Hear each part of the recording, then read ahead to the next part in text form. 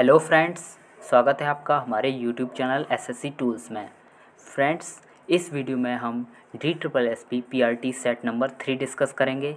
इससे पहले के 2 सेट यदि आपने नहीं देखे हैं तो आप प्लेलिस्ट में जाकर देख सकते हैं। प्रैक्टिस सेट में हम न केवल प्रीवियस ईयर क्वेश्चन डिस्कस करते हैं बल्कि ट्रिक्स के साथ एक्सपेक्टेड क्वेश्चंस भी देखते हैं जो DSSP के आपके किसी भी एग्ज़ाम में आपके स्कोर को एनहेंस करने में मदद करेगा। तो चलिए फ्रेंड्स, शुरुआत करते हैं। फ्रेंड्स, एक और बात, अगर आप DSSP की तैयारी कर रहे हैं तो हमारे चैनल को ज़रूर सब्सक्राइब कर लेना, क्योंकि यहाँ आपको पल पल की अपडेट मिलती रहती है। तो चलिए शुरू करते हैं। फर्स्ट क्वेश्चन है, प्रथम अंतर्राष्ट्रीय पृथ्वी शिखर सम्मेलन आयोजित किया गया। तो प्रथम पृथ्वी शिखर सम्मेलन कहाँ आयोजित किया गया था? तो पृथ्वी शिखर सम्मेलन जो है वो ब्राज़ील के रियो डी जेनेरियो शहर में आयोजित किया गया था। तो आपको ये ध्यान रखना है, जो पृथ्वी शिखर सम्मेलन है वो 1992 में हुआ था, जिसको अर्थ समिट यानी कि पृथ्वी शिखर सम्मेलन के नाम से जाना जाता है। अर्थ समिट यानी कि पृथ्वी शिखर सम्मेलन, इसको हम रियो समिट भी कहते हैं। रियो समिट क्यों कहते हैं? क्योंकि ये ब्राज़ील के रियो शहर में हुआ था, रियो डी जेनेरियो शहर में हुआ था। तो आपको रियो समिट नाम ध्यान रखना है, रियो समिट।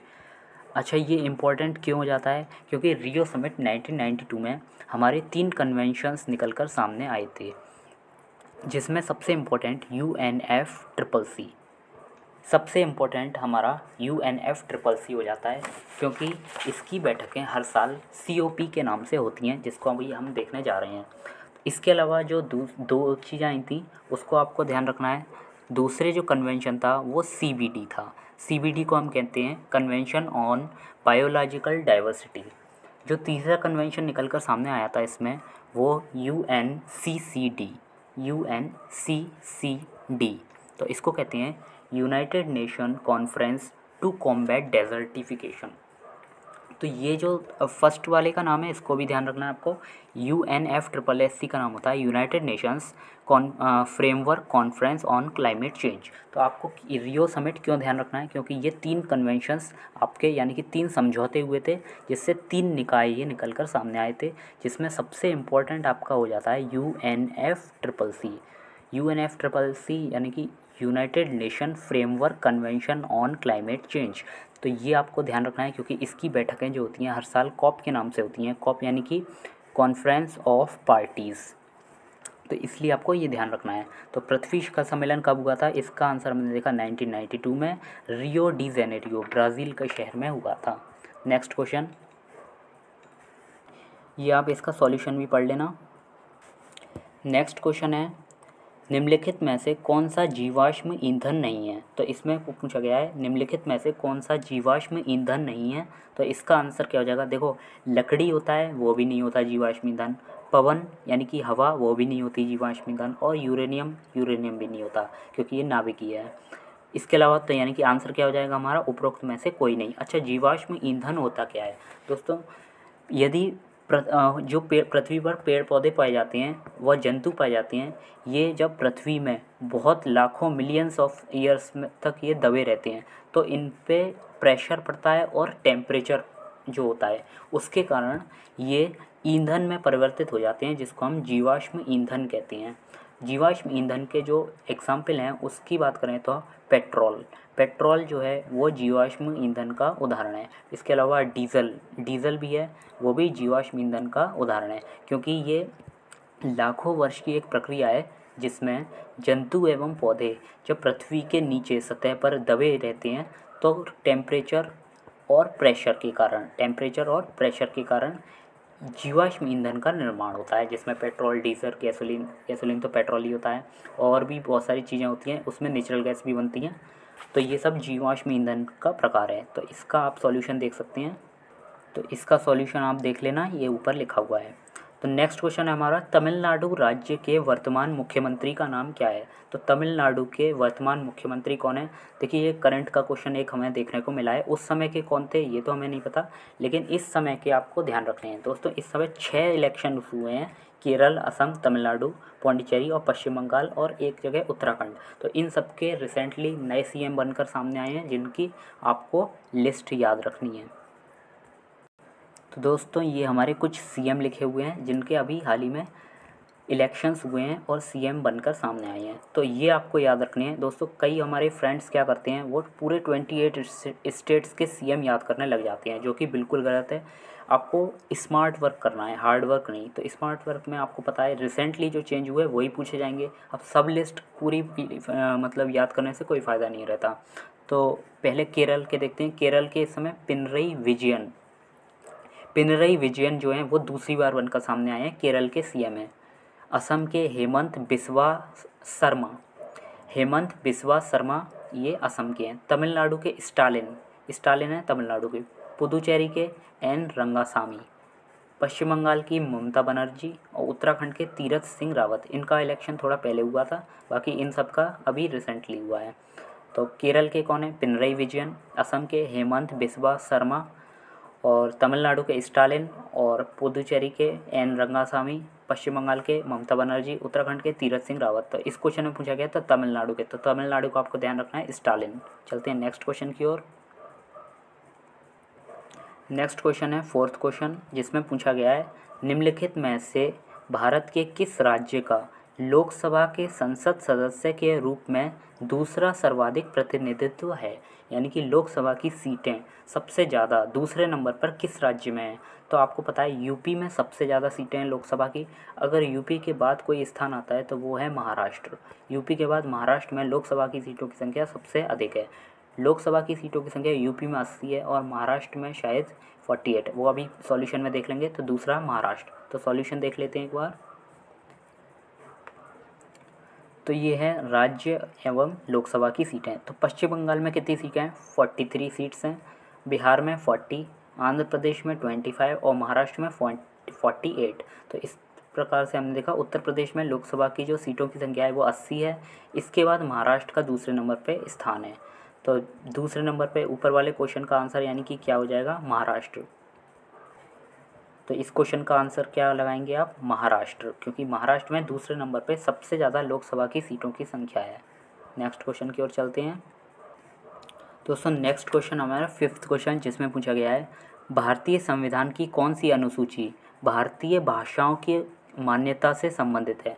तो भारतीय भाषाओं की मान्यता से संबंधित कौन सी अनुसूची है। तो इसका आंसर क्या हो जाएगा, 8वीं अनुसूची। भारत की जो 8वीं अनुसूची है वो किससे संबंधित है, 8वीं अनुसूची भारतीय भाषाओं से संबंधित है, जिसमें 22 प्रकार की भाषाओं का वर्णन किया गया है। दोस्तों आपको 1 से लेकर पूरी 12th अनुसूची याद होनी चाहिए, क्योंकि ये अनुसूची कभी भी पूछ ली जा सकती है। ये बहुत इंपॉर्टेंट क्वेश्चन बन जाता है। तो इसको आप सर्किल कर लेना ज़रूर, क्योंकि एक क्वेश्चन इसका ज़रूर बनेगा। नेक्स्ट क्वेश्चन की ओर चलते हैं। तो नेक्स्ट क्वेश्चन है, अच्छा नेक्स्ट क्वेश्चन देखने से पहले हमने फिफ्थ क्वेश्चन जो देखा था उसके बारे में आपको बता दें कि जो 5वीं अनुसूची है उसमें क्या है, 6वीं अनुसूची क्या है और 7वीं और 8वीं।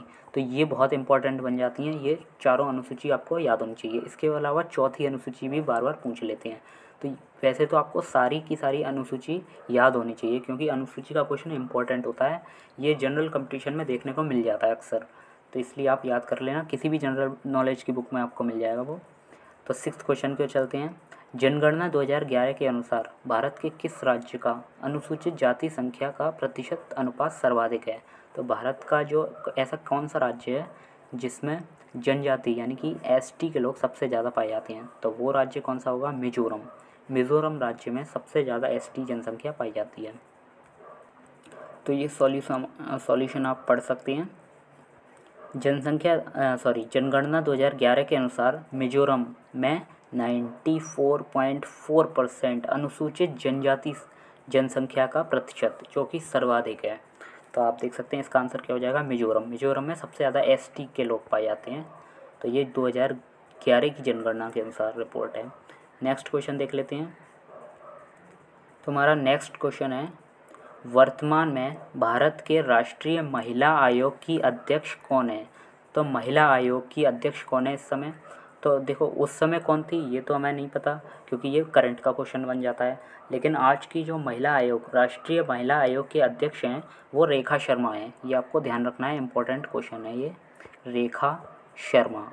तो रेखा शर्मा अभी कौन है, ये राष्ट्रीय महिला आयोग की अध्यक्ष हैं। चलते हैं नेक्स्ट क्वेश्चन की ओर। तो नेक्स्ट क्वेश्चन है 8th क्वेश्चन, जिसमें पूछा गया है मुग़ल एवं राजपूतों के बीच खानवा का युद्ध कब हुआ था?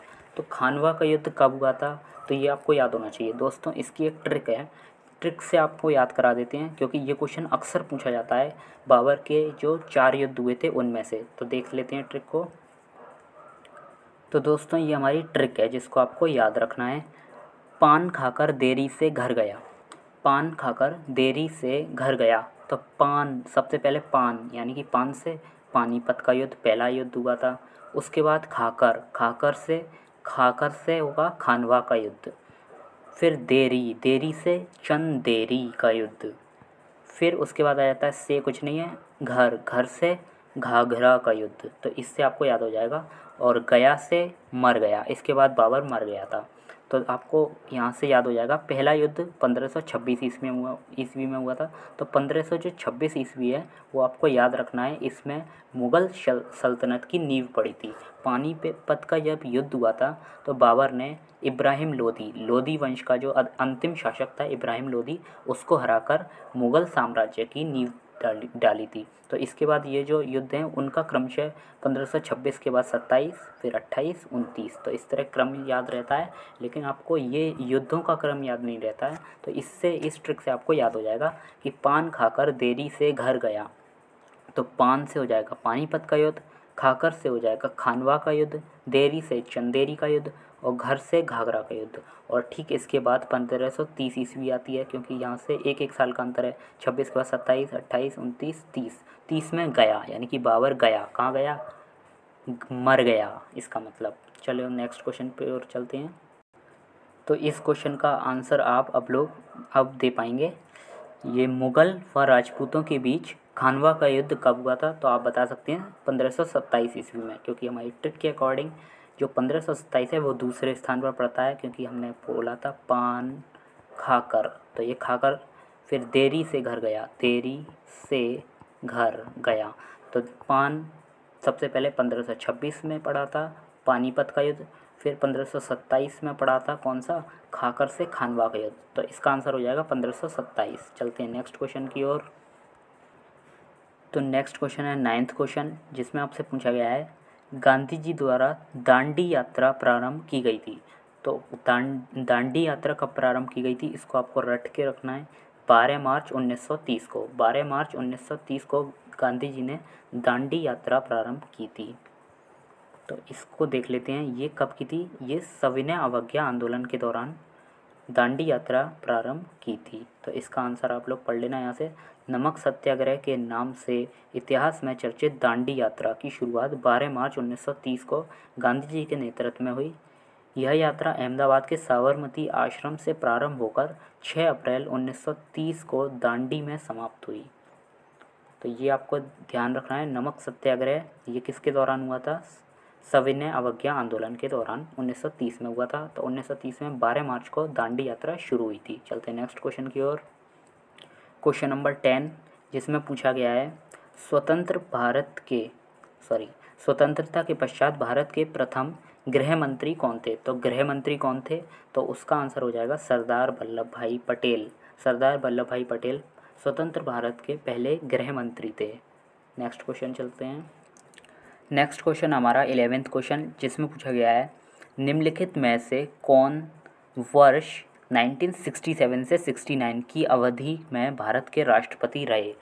तो इसमें 67 से 69 की अवधि के दौरान जो भारत के राष्ट्रपति रहे थे वो कौन रहे थे, जाकिर हुसैन रहे थे।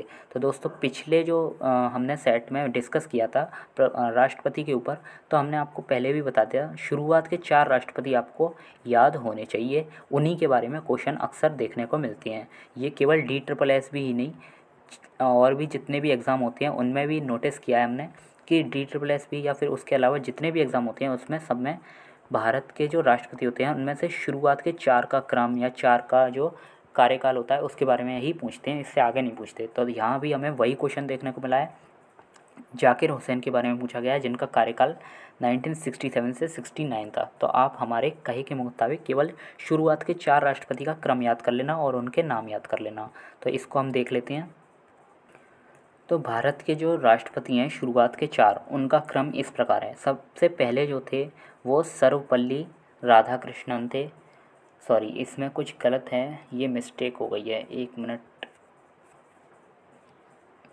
ये उपराष्ट्रपति का क्रम दे दिया है आंसर में। ठीक है दोस्तों, तो पहले राष्ट्रपति हमारे कौन रहे थे? सबसे पहले जो राष्ट्रपति रहे थे वो राजेंद्र प्रसाद रहे थे। तो इनका क्रम नहीं दिया है, तो आप ये याद कर लेना, राजेंद्र प्रसाद। 1 मिनट। राजेंद्र प्रसाद हमारे जो थे वो पहले राष्ट्रपति रहे थे, जिनका कार्यकाल 1950 से 1962 तक रहा था। 1962 तक इनका कार्यकाल रहा था।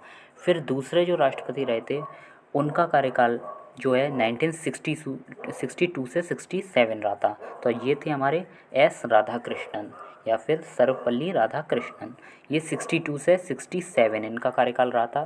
फिर इसके बाद जो आए थे वो जाकिर हुसैन थे।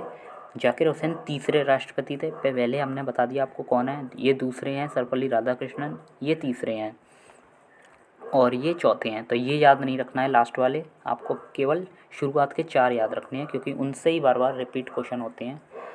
तो पहले कौन थे? राजेंद्र प्रसाद, जिनका कार्यकाल बता दिया था आपको, 1962 तक रहा था। 62 से 67 तक जिनका रहा था वो राधाकृष्णन थे। जाकिर हुसैन का कार्यकाल 67 से 69 तक रहा था। तो इसमें यही क्वेश्चन आपसे पूछा गया था, 67 से 69 तक। और लास्ट जो हमारे वी गिरी चौथे नंबर के, वो 69 से 74 रहे थे। तो इस तरह आप 4 राष्ट्रपति शुरुआत के याद कर लेना, उनका कार्यकाल भी याद कर लेना, यहीं से आपको क्वेश्चन देखने को मिल जाएगा। तो नेक्स्ट क्वेश्चन है 12th क्वेश्चन, जिसमें पूछा गया है निम्नलिखित में से क्या पृथ्वी के घूर्णन का परिणाम है? पृथ्वी जब घूमती है तो उसका परिणाम क्या होता है? तो इसका आंसर क्या हो जाएगा? ज्वार-भाटा नहीं होता, गुरुत्वाकर्षण घूमने के कारण नहीं होता, तो इसका आंसर क्या हो जाएगा? कोरियोलिस बल। कोरियोलिस बल जो होता है वो पृथ्वी के घूर्णन का कारण होता है। पृथ्वी जैसे इसका क्या होता है कोरियोलिस फोर्स, जब पृथ्वी होती है, सपोज़ ये पृथ्वी है और ये पृथ्वी की धुरी है। पृथ्वी वैसे तो झुकी रहती है, लेकिन हमने सीधे, पृथ्वी जो है वो 23.5 डिग्री पर टिल्ट रहती है, यानी कि झुकी हुई रहती है, लेकिन हमने सीधा बनाया है ताकि आपको समझ में आ जाए। जैसे ये पृथ्वी है, ये पृथ्वी की धुरी है और पृथ्वी इस तरह यहाँ से रोटेशन कर रही है, यानी कि घूर्णन कर रही है। जब पृथ्वी घूम रही है, यानी कि घूर्णन कर रही है, तो आपको पता होगा पृथ्वी इस तरह से करके इस तरह घूमेगी। जब भी वो घूमेगी तो आपको यहाँ ये होता है नॉर्थ पोल, यानी कि उत्तरी ध्रुव, और ये होता है साउथ पोल। तो उत्तरी ध्रुव में आपको पता है पवनें कहाँ से कहाँ की ओर चल रही है, यहाँ से यहाँ की ओर चल रही हैं। तो जब भी आप ऐसे, अगर कोई व्यक्ति ऐसे खड़ा है तो उसको यहाँ की तरह ढकेलेगी, इस तरफ ढकेलेगी ये पवन। तो ऊपर कोरियोलिस फोर्स की जो दिशा होगी वो आपको खुद पता लग रहा होगा क्या है। जैसे ये है हमारी पृथ्वी और ये हमारा नॉर्थ। तो नॉर्थ में पृथ्वी हमारी कैसे घूम रही थी, घूर्णन कैसे कर रही थी? तो आपने देखा इस तरह घूर्णन कर रही थी। तो जो हमारी पवनों की दिशा है वो कैसी थी? इधर जा रही थी। अगर कोई व्यक्ति इस तरह खड़ा है तो उस पर कहाँ फोर्स लगेगा? तो आपका देखना हैंड, ये कौन सा हैंड है? Right hand. तो ऊपर जो फोर्स लगेगा वो राइट हैंड पर लगेगा, ठीक है। उसके बाद नीचे यदि कोई व्यक्ति इस तरह खड़ा है साउथ पे, तो आपको उल्टा करके देखना है, तब पता लगेगा। तो तब जो ये दिशा होगी, ऐसे ही पृथ्वी तो ऐसे ही घूम रही है, घूर्णन तो यही घूर्णन इस तरह घूर्णन कर रही है, तो हवाएं भी इस तरह चलेंगी। तो अब जो ये दिशा होगी, अगर हम यहाँ खड़े थे, यहाँ खड़े होकर देख रहे थे, तो ये जो दिशा थी इसके हिसाब से, आपके हिसाब से ये राइट था, लेकिन अब इसके हिसाब से देखा जाए तो ये लेफ़्ट होगा। तो इसी को क्वेश्चन में पूछते हैं, जो कोरियोलिस फोर्स है वो क्या होता है?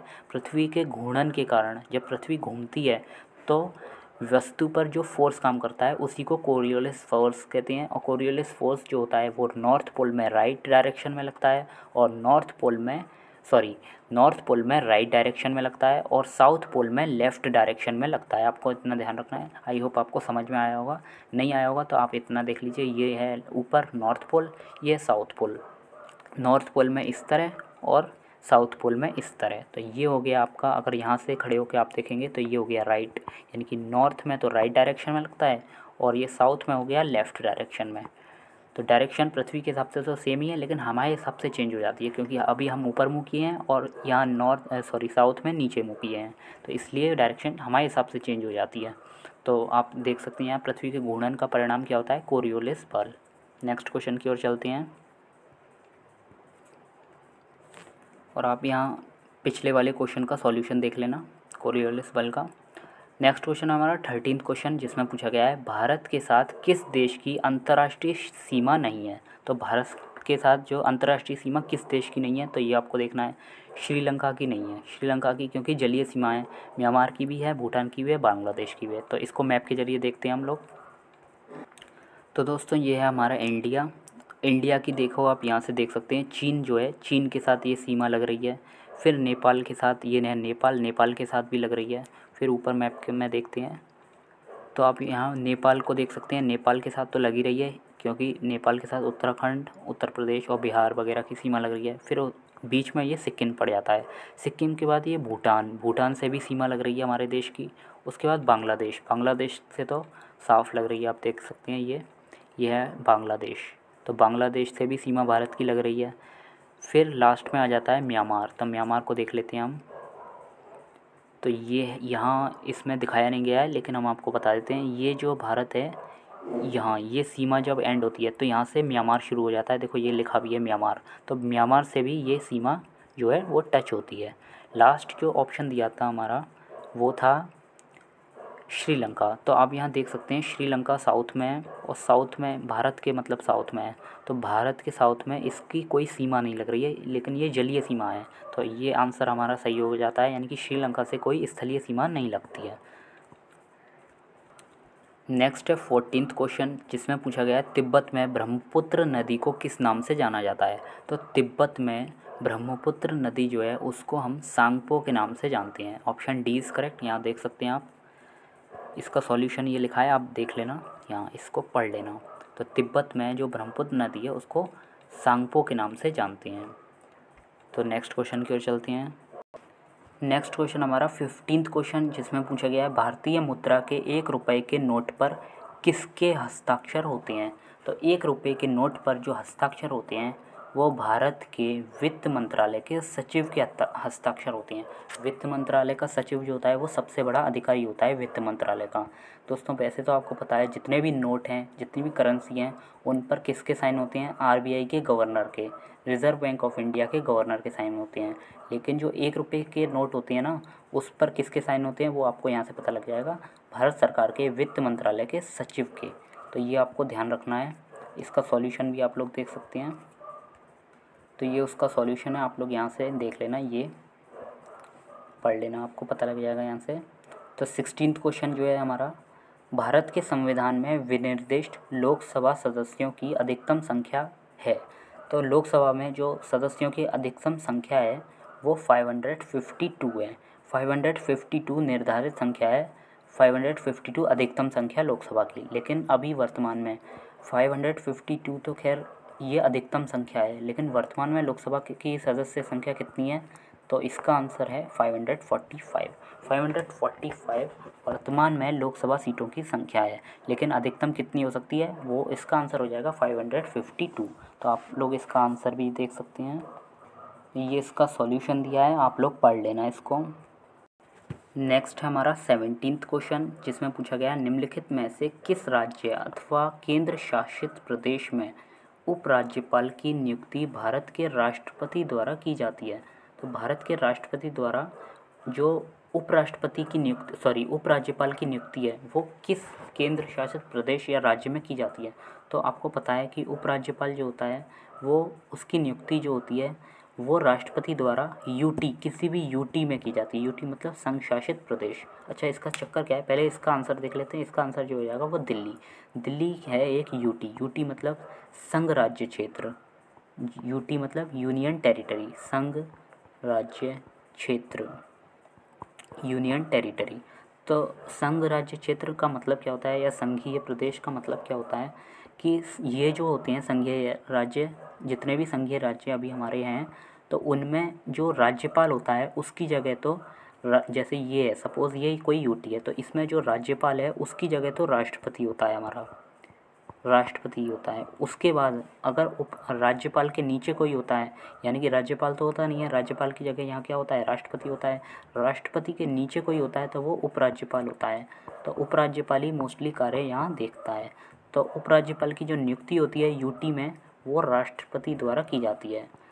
तो आप लोग यहाँ देख सकते हैं जितने भी अदर ऑप्शंस हैं ये सब राज्य हैं, अरुणाचल प्रदेश, नागालैंड और मणिपुर। तो ये तीनों तो राज्य हैं।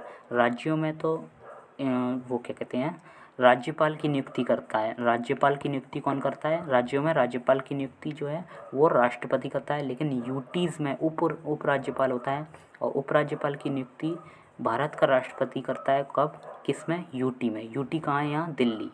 तो इसलिए इसका आंसर हो जाएगा आंसर बी। नेक्स्ट है 18th क्वेश्चन, सिंपल सा। इसमें पूछा गया निम्नलिखित में से बेमेल छांटिए, यानी odd one, find the odd one. Odd में सिलेक्ट करना है यहाँ से। तो कोहिमा, इम्फाल, आइजोल और त्रिपुरा। तो इनमें से ऑड वन क्या है? देखो आप यहाँ देख सकते हैं, जो आइजोल है, आइजोल, कोहिमा और इम्फाल, ये तीनों क्या है? राजधानी है, किसी न किसी राज्य की कैपिटल है। लेकिन त्रिपुरा जो है वो एक राज्य है, वो किसी की कैपिटल नहीं है, वो एक राज्य है। तो इसका आंसर क्या हो जाएगा? त्रिपुरा। आंसर देख सकते हैं आप लोग इसका। तो यहाँ सॉल्यूशन है, आप लोग यहाँ से देख लेना। त्रिपुरा एक राज्य है जिसकी राजधानी अगरतला है, जबकि यहाँ से हमने देखा कि मिजोरम की राजधानी आइजोल और मणिपुर की इम्फाल, नागालैंड की कोहिमा। राजधानी तो आपको सभी की याद होनी ही होनी चाहिए। नेक्स्ट क्वेश्चन की ओर चलते हैं। नेक्स्ट हमारा 19th क्वेश्चन दिया है, जिसमें पूछा गया है निम्नलिखित 4 राज्यों में से किसका भौगोलिक क्षेत्रफल सर्वाधिक है। तो इनमें भौगोलिक क्षेत्रफल बताना है हमें। सबसे ज़्यादा भौगोलिक क्षेत्रफल इन 4 राज्यों में, केवल 4 राज्य जो दिए गए हैं उनमें देखना है। तो 4 राज्य कौन से देख लेते हैं। तो जो 4 राज्य दिए हैं वो ऑप्शन आपके इस तरह। आंध्र प्रदेश सबसे पहले दिया है, फिर गुजरात, उत्तर प्रदेश और तमिलनाडु। तो इसका आंसर क्या हो जाएगा? सी हो जाएगा, उत्तर प्रदेश। इन सभी राज्यों में देखा जाए तो सबसे ज़्यादा क्षेत्रफल उत्तर प्रदेश का है। लेकिन सबसे ज़्यादा क्षेत्रफल अगर हम पूरे ऑल ओवर इंडिया की बात करें तो आपको पता होना चाहिए सबसे ज़्यादा क्षेत्रफल किस राज्य का है। तो वो है राजस्थान। राजस्थान का क्षेत्रफल सबसे ज़्यादा है। सेकंड नंबर पे अगर हम बात करें क्षेत्रफल में तो वो है एमपी यानी कि मध्य प्रदेश। थर्ड नंबर पे जो है वो महाराष्ट्र का तीसरे नंबर पे महाराष्ट्र। इसके बाद चौथे नंबर पे बात करें तो वो हो जाएगा यूपी। तो शुरुआत के आपको 4 याद होनी चाहिए। सबसे पहले महाराष्ट्र, फिर महाराष्ट्र के बाद पहले राजस्थान, एमपी, महाराष्ट्र और फोर्थ पे यूपी। शुरुआत के 4 आपको याद होने चाहिए, ये अक्सर पूछ लिए जाते हैं। तो नेक्स्ट क्वेश्चन है 20th क्वेश्चन, ये देख लेते हैं। जनगणना 2011 के अनुसार भारत का कौन सा तीसरा सर्वाधिक साक्षर राज्य या यूटी यानी कि केंद्र शासित प्रदेश है। तो तीसरा पूछा है। पिछले सेट में हमसे पहला पूछा था। तो पहला तो सभी को पता है केरल होता है। केरल जो है वो सबसे ज़्यादा साक्षरता पाई जाती है केरल में 94% के साथ। दूसरा जो है लक्षद्वीप है। लक्षद्वीप जो है वो यूटी है एक, और 91.8% यहाँ साक्षरता पाई जाती है। तीसरा जो है मिज़ोरम एक राज्य है। आप देख सकते हैं कुछ देर पहले हमने इसका ऑप्शन देखा था कि मिज़ोरम जो है वो उसमें सबसे ज़्यादा एसटी जनसंख्या पाई जाती है। और आप यहाँ से देख सकते हैं एसटी जनसंख्या होने के बावजूद भी यहाँ साक्षरता तीसरे नंबर पर पाई जा रही है, तीसरे नंबर पर। और वैसे राज्यों में देखें तो दूसरे नंबर पर, और अगर यूटी शहर देखें तो तीसरे नंबर पर। तो ये देख सकते हैं मिज़ोरम अपने आप में एक रिकॉर्ड है, यानी कि इसका 91.30% यानी कि 30% इसमें साक्षरता दर पाई जाती है। तो यहाँ हमारा क्वेश्चन समाप्त हुए। दोस्तों मिलते हैं नेक्स्ट वीडियो में। अगर आप DSSB की एग्ज़ाम की तैयारी कर रहे हैं तो आप हमारे चैनल को सब्सक्राइब ज़रूर कर लेना, क्योंकि ये आपके लिए बहुत ज़्यादा बेनिफिशियल रहने वाला है। मिलते हैं नेक्स्ट वीडियो में, तब तक के लिए बाय बाय, टेक केयर।